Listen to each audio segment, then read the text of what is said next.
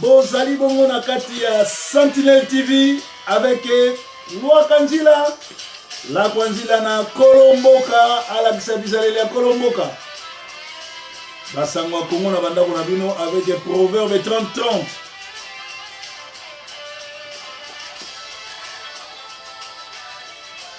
Tokomi na tango Kolomboka, alakisa bizaleli ya Kolomboka. Nani babengi Kolomboka? Kolomboka ezali oyo aplikaka article 64. Article 64 elobi nini?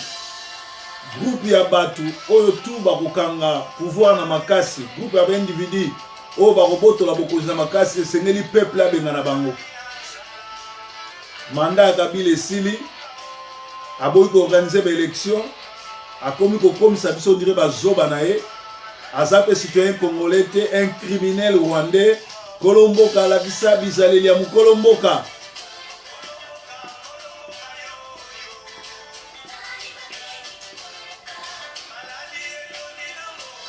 Na journal la biso ya lelo tokolobe la situation ya Congo. Babengi biso na lombango ke Tshisekedi azokende dialogue. Tokolobe la bino susu ba réalité eza na poto awa avant tolobe la bino makambo ya Kinshasa. Tokoboto lango di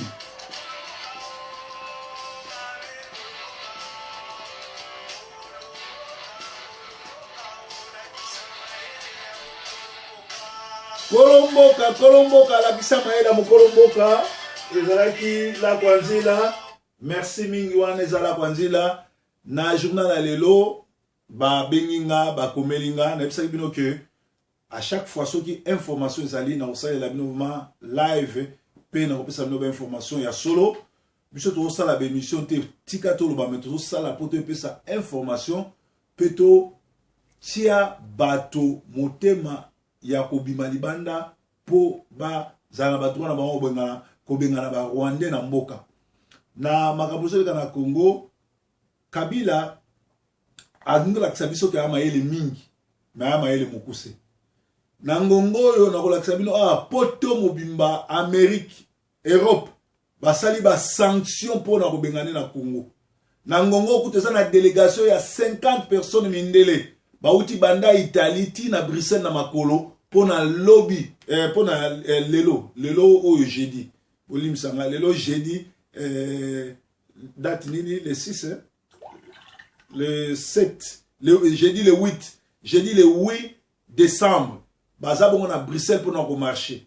Alors Kabila siko azolinga ko distraire bato ba ke no kota dialogue il y a 3 jours 4 jours pour esquiver journal les 19.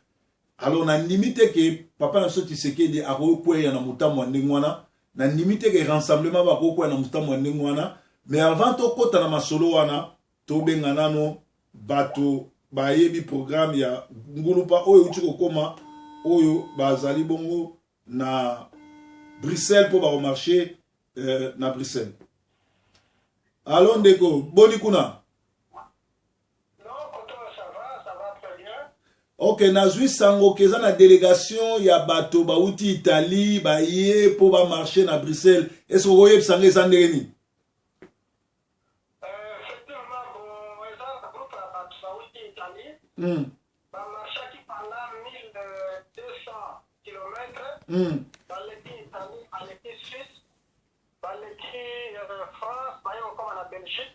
Na makolo. Lobby na 11 heures. Ba uzala na marche monene na Schumann na place européenne. Marche wana ezali pona départ pour le 5 départ ya Kabila le 19 décembre. Donc délégation ngo eza mindele ou bien ezaka ba congolais? Délégation wana ezali beaucoup plus ba congolais baza de quoi ba koza la 5 mais le reste wana nyonso ezaka mindele. Utu lelo tokelai na matonge bazaki likuse basomba drapeau ya Congo. Bazaki yango bazala nango lobby na Schumann na Berlemont na chaise européenne pour la kosenga départ à Kabila le 19 décembre.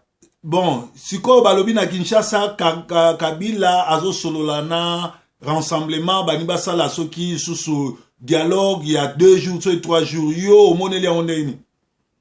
Non, wana ezali mise en scène. Voilà les distractions. Bamasolo, voilà tout ça. Voilà les Kabila Lingas à temps pour distraire le peuple. Cela signifie que le peuple a déterminé il faut pas que les distractions Kabila Kembe. Donc, l'unique transition sans Kabila. Kabila cause de la tour à pouvoir, c'est parce que même les Chinois, ça va être monté, mais Chine a mis les peuples ça. Cela signifie que tout va ligne les distractions Kembe. Donc, dialogue, voilà, est allié, n'a Tshisekedi. Donc, peuple a pour Yango, peuple a pour les distractions Kembe. Conseil nini okopesa na bana Congo bazolanda yo pe na rassemblement ye Tshisekedi azolanda yo? Non, conseil ezali Tshisekedi distraction wana tolingi yango susu. Ta ya dialogue eza susu te, ta na biso ezali Kabila fo akende. Na 2011 asalaki dialogue te. Na 2006 asali dialogue. Mpona nini awa soba ya kosala dialogue? Wana ezali distraction. Peuple ezosouffrir, peuple eza trop na Congo. Bato misala eza te, bato baliaka so bien te, comme na biso ezali Kabila le 19. Soki Tshisekedi azolanda le 19 fo akende atika makaba dialogue wana. Kabila lingazo atafu à discuter le peuple congolais pour battre du balabala. C'est parce que même du saignement à la rwandais, du saignement à l'oblige jamais à comprendre des magapi actifs de la garde présidentielle voilà tenir la police pour ma bateau. Donc c'est donc qu'on a monté la police donc bateau il était même du saignement là il va sur l'opération ça signifie que c'est ce qu'il y a tika distraction dialogue exact il faut directement Kabila que les 19 dialogue à la presse 19 sont il y a créé depuis son histoire congolais. Merci mingi ozalaki na basangwa Congo na breaking news bino kuna breaking news bozolanda ndeni? Breaking news c'est chaîne moko ezopesa ba information mingi pour la Congo mais ezali chaîne moko faut continuer parce que à partir de breaking news tozosa ba nouvelle mingi ya Congo mingi pourtant mais la fanya tozala ba track moko bazokabolawa tozala ngo les 19 dans ba Congolais tout ba sengi faut ba bima la balabala. Déjà, les États-Unis, ils ont joué un message déjà préparé pour battre les Maisons Blanches. Donc, pour la break news, il faut parce que ça fait information fiable et information bien. Voilà, là, on a aussi dans le Congolais. Et là, la vidéo n'a pas besoin comme la Internet. Il faut la break news parce qu'il y a vraiment authentique, information bien. Est-ce que vous se présentez pour la bande de Bazolanda, peut-être bako consulter un peu pour la breaking news ou bien pour la Basamumso à Congo? Bon, on a tout le monde en César, il va s'engager à coordonner les gens, on a pas encore s'engager facilement. Donc on peut savoir la nouvelle nuance pour la Congo. Pour tout ce qui était comme bon à la vision qu'en avant. Bon, il va quand même pas chercher de façon que le bon sang bon à la vision calmement, ah oui, ça bon à la vision. Merci Ndeko, merci. Mais c'est ça. Merci Ndeko. Merci, en tout cas à la prochaine, merci. Ok, César Mukiele, merci mingi Ndeko, Azali Bongo Nabiso, na sarabino ke na travailler na ba volontaire. Kabila même Chine boy ko pese visa. Alors tu sais que li toyebité politique ya mo sa les ndenge nini puisque ba yesinga ke na dialogue mo bo kende Vital Kamerhe oyo ba membre à parti na ye na félicité bango ba komi kolongwa déjà pour ba comprendre que c'est un aventurier azobi makuna loko la partie civile et moi la moi oyo mari so kala la moi na papa kala la oyo batutu ba yebi kazali copine passagère à Kabila azo engagé nini société civile na babuzoba bosali nanu premier dialogue et simbité boni boko taso na deuxième dialogue comment Tshisekedi na mayele nyoso to azana ngona bato bantouré bazondima kokota na biloko aboyi ba futi bino combien à moins que eza politique pour na bika na ndenga politique peut-être bo tie pression bo laksa bato ke bolinga ki dialogue ya linga kité parce que na ngonga oyo Kabila Union européenne mobimba elingi ete communauté européenne communauté et à monde entier elingi ete même ba chinois ba boye preuve bolanda breaking news botala ba preuve o na oyela bino qu'est-ce qui se passe ba sanctionner les gars pour na Kabila bolanda ba journaux ya monde. Switch to French. Monsieur le Président, en cette même année, deux conclusions.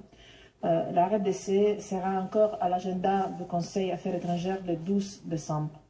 Il s'agit d'un pays énorme, aux défis gigantesques. En même temps, son potentiel est immense. pour les ressources naturelles, bien sûr, mais encore plus pour le potentiel humain, la créativité culturelle. L'Union européenne a manifesté depuis de nombreuses années sa solidarité avec les populations de l'Est du pays. Nous engageons notre aide humanitaire pour 1,5 million de personnes déplacées, pour les réfugiés, les femmes victimes de violences sexuelles utilisées comme armes de guerre. Cela s'est produit par plus de 20 partenaires humanitaires qui ont investi presque 40 millions d'euros cette année. Nous œuvrons aussi pour trouver des solutions aux causes profondes des conflits, non seulement à travers les futures réglementations européennes sur les minéraux liés au conflit, mais aussi par l'appui au processus de Kimberley, pour la transparence dans l'exploitation des diamants et par l'appui à l'initiative de la conférence régionale des pays des Grands Lacs contre l'exploitation illégale des ressources naturelles. L'Union européenne est aussi engagée dans la lutte contre l'impunité dans l'Est du Congo. Nous soutenons le travail de la MONUSCO et du Haut Commissaire des Nations Unies aux droits de l'homme. Je tiens aussi à rappeler l'importance pour la gouvernance du pays de nos missions PSDC, désormais parachevées dans les domaines de la police et de l'armée, EUPOL et EUSEC. J'ai voulu souligner cet engagement en RDC, même si la situation politique nous a amenés à revoir les priorités de notre partenariat. Aujourd'hui, le seul moyen d'assurer la stabilité en RDC, c'est d'assurer pour la première fois dans son histoire une transition démocratique. Une confirmation sans ambiguïté venant du président Kabila qu'il respectera la limite des mandats, que la constitution actuelle restera en vigueur pendant la période transitoire et sans amendement contribuera beaucoup à apaiser la situation. Déroger au délai constitutionnel n'est envisageable que sur base d'un accord véritablement inclusif qui puisse assurer une période de transition pacifique et aussi courte que possible. C'est pourquoi l'Union européenne a soutenu un cadre de dialogue facilité par l'Union africaine. Sur base d'un accord véritablement inclusif qui puisse assurer une période de transition pacifique et aussi courte que possible. C'est pourquoi l'Union européenne a soutenu un cadre de dialogue facilité par l'Union africaine.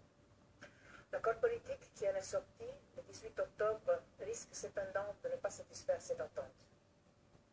Le risque de violence à l'échéance du 19 décembre est important, surtout après la répression sanglante du 19 et 20 septembre, qui a laissé dans les rues de Kinshasa plus de 50 morts.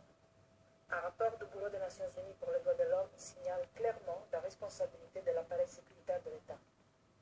Nous avons demandé, avec d'autres partenaires internationaux, une enquête indépendante sur ces événements. Depuis les conclusions du Conseil du 23 mai et du 17 octobre, d'ailleurs en ligne avec la résolution du Parlement de mars, l'Union européenne a rappelé la responsabilité individuelle des responsables des institutions chargées de la justice et de la sécurité à agir dans le strict respect de l'état de droit et des droits de l'homme. Malheureusement, la répression d'opposants et des membres de la société civile, incluant des arrestations largement injustifiées, la fermeture ou le grillage des émissions radio, y compris des RFI, ont continué dans les dernières semaines. Dans les jours qui suivent, le Conseil annoncera sa décision sur les premières mesures restrictives. Mais notre action ne restera pas là. D'abord, nous continuerons à soutenir pleinement les efforts par la conférence des évêques du Congo pour rendre l'accord politique plus robuste et plus inclusif. Nous appelons à la fois les gouvernements et l'opposition à coopérer constructivement dans ce sens. Ensuite, l'Union européenne lance un appel clair au nouveau gouvernement à respecter les droits de l'homme et les libertés fondamentales et assurer une sécurité sans répression. L'Union européenne s'engage également avec ses partenaires à ouvrir pour que le cycle électoral, et en particulier la commission électorale, soit renforcée. Une commission électorale qui ne jouit ni de la confiance des acteurs congolais, ni de celle de ses partenaires, ne pourra pas remplir son rôle. Uniquement dans un pareil contexte, et sur base d'un accord réellement inclusif, l'Union européenne pourra considérer un soutien financier aux élections. L'Union européenne va poursuivre une concertation étroite avec la région, l'Union africaine et les voisins de la RDC. Je me suis entretenue avec plusieurs de ses représentants récemment. Je sais qu'ils partagent la même inquiétude et le même objectif de voir une transition démocratique et pacifique. Enfin, le rôle du Conseil de sécurité de l'ONU et de la MONUSCO restera crucial. Nous encourageons le gouvernement à s'engager davantage dans une effective collaboration sur le terrain entre forces armées de la RDC et MONUSCO. La République démocratique du Congo a sans doute un lien particulier avec l'Europe. C'est notre histoire, c'est notre intérêt pour la stabilité de toute la région des Grands Lacs, ce sont les relations entre nos peuples. Ce pays a connu une violence qui ne peut pas être oubliée. Seule l'ouverture au dialogue et au compromis peut empêcher de nouvelles violences. Les gens de la RDC aspirent tout simplement à une opportunité pour s'impliquer dans le futur de leur pays. Seule une véritable démocratie peut répondre à cette demande. Et le futur de la République démocratique du Congo est le futur de toutes les régions et d'un continent entier. Merci. Manifestation et de l'impasse politique qui empêche une transition de pouvoir pacifique et respectueuse de la Constitution. L'élection présidentielle devait avoir lieu le 27 novembre dernier et le mandat de Joseph Kabila prend fin le 19 décembre 2016. Le Parlement européen considère que ces 2 dernières années, le président Joseph Kabila a tenté par des moyens administratifs et techniques de retarder les élections dans le but de rester au pouvoir au-delà de la fin de son 2e et dernier mandat constitutionnel. Madame Marie-Arena, bonjour. Nous venons de suivre l'adoption de la résolution sur la RD Congo. Est-ce que vous pouvez d'abord nous en faire un commentaire? Alors, plusieurs choses. Donc, ce n'est pas la première fois qu'on a une résolution sur la RD Congo. Depuis que le processus électoral est, je dirais, en process, ici au Parlement européen, on a été inquiets. Inquiets tout d'abord quand Kabila a essayé de modifier la Constitution et qu'il y a eu effectivement le soulèvement populaire et qu'il y a eu la répression au Parlement européen. On a dit il faut absolument qu'il y ait des sanctions qui soient des sanctions ciblées par rapport aux auteurs de ces violences. Et donc, nous avions eu une première résolution. Aujourd'hui, ce que nous disons, c'est qu'il faut aller plus loin. Il ne suffit pas de demander des sanctions. Il faut que ces sanctions soient appliquées avec des noms précis. Et donc, aujourd'hui, nous avons obtenu du Parlement européen qu'il y ait des noms cités. Il y aura un Conseil des affaires étrangères le 12 décembre. Nous espérons que les États membres, les pays, adopteront les positions que nous avons prises ici au Parlement européen. Vous avez à côté de vous notre compatriote Christopher Mutamba. Vous avez entendu parler de lui? Oui, bien sûr. Et donc, moi, je pense que ce que nous soutenons, c'est bien entendu des personnes qui ont elles-mêmes subi et des violences et des arrestations parce qu'elles ont eu le courage d'exprimer des points de vue. Monsieur Christopher Mutamba, une réaction par rapport à ce qui vient de se passer? Une réaction, c'est d'abord féliciter le travail fait par Madame la députée qui a atteint un bon résultat aujourd'hui. Et l'aspect, je peux dire, dissuasif de cette résolution était attendu par le peuple congolais parce que nous sommes à un moment crucial. Vous savez que d'ici là, c'est le 19 décembre 2016, la fin du mandat du président Kabila. Et la tension est perceptible au niveau de la population. Un peuple qui veut exercer son droit, lui reconnu par l'article 5 de la Constitution, et un groupe de personnes qui veulent se cramponner au pouvoir, je crois qu'il y aura des frictions. Avec cette résolution, je crois que la plupart d'acteurs qui sont répressifs au niveau du gouvernement vont réfléchir 2 fois, parce que nous sommes maintenant sur la voie de... nous combattons, nous avançons vers la possibilité de punir ceux qui posent de graves violations des droits de l'homme. Nous avançons sur cette voie et je crois que c'est une résolution très accueillie et très applaudie par le peuple congolais et nous-mêmes, surtout les défenseurs des droits de l'homme aussi. Madame Arena, un message à la population congolaise? Alors moi je pense qu'il faut continuer à revendiquer ces droits à partir du moment où aussi les droits sont inscrits dans la Constitution. Et donc ce sont des droits légitimes que les Congolais demandent, ce sont des droits démocratiques. Et donc nous devons être avec les populations qui revendiquent leurs droits.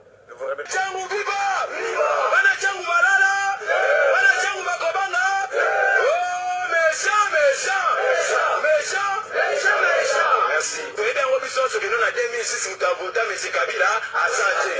Toye na 2011 mutu avota M. Kabila asante. Le seul moyen oyo peuple alakisaka confiance na ye liboso ya un président ezalaka le moyen des élections. Mais ye na ba élection tovota ete. Confiance oyo azali kobetela biso tolo ya wapi lokuta monene.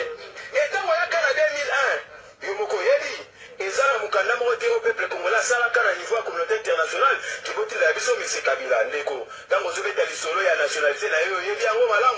atoko ikolo babuete mais na kasa mutemo ebi pona makila na ezali koze ezo keno makila wana na kasa ba congolais ezala raté tuna desao wa sema kamebele mais toyebi malamu que bato tout bakendaki na cité de l'OIA basaki manœuvre nyonso mpona kocrédibiliser accord na bango yango balukaki manœuvre ya korafle quelques têtes ya rassemblement même à prix d'argent esimba te oyebi monsieur Sami Badibanga ezali bamanœuvre oyo basi basalaki ayebi mpona aya kobima ministre premier ministre na pokwa wana ayebi banani oyo bango batambolaka baconsultera mpona batya na poste wana me baboya mpona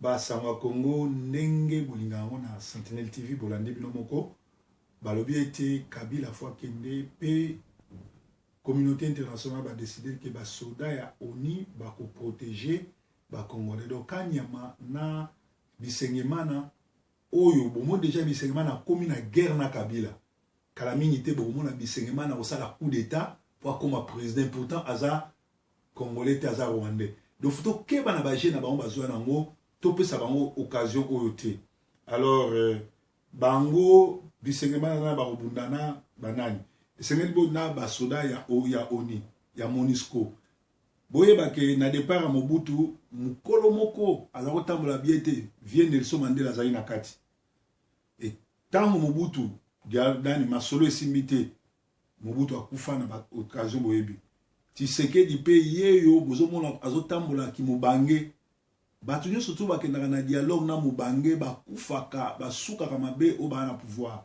donc ndenge salamaka na Mobutu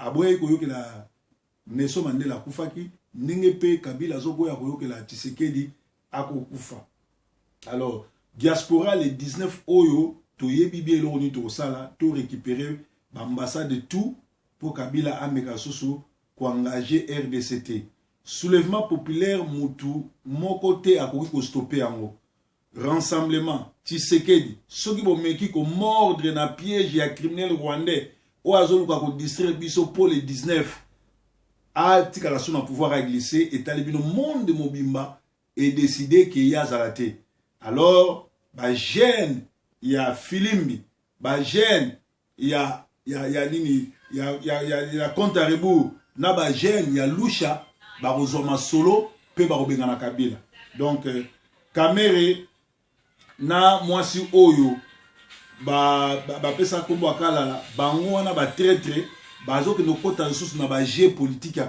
Tshisekedi pourquoi Tshisekedi azo ndima kosala ba jeu na bato wana bato bakendeki ba dialogue o esimbaki te boko kota ressources te na bango bakozala soute na masolo wana alors compte à rebours bakosala révolution pour ba traître ba ali alors so bomoni site moko ezobetela bino masolo ke IDPS bandimi dialogue pe ba renoncer na kobima libanda le 19 décembre boye ba ke bazaka ba ben civique te baza ba traître parce que baza ba tumabe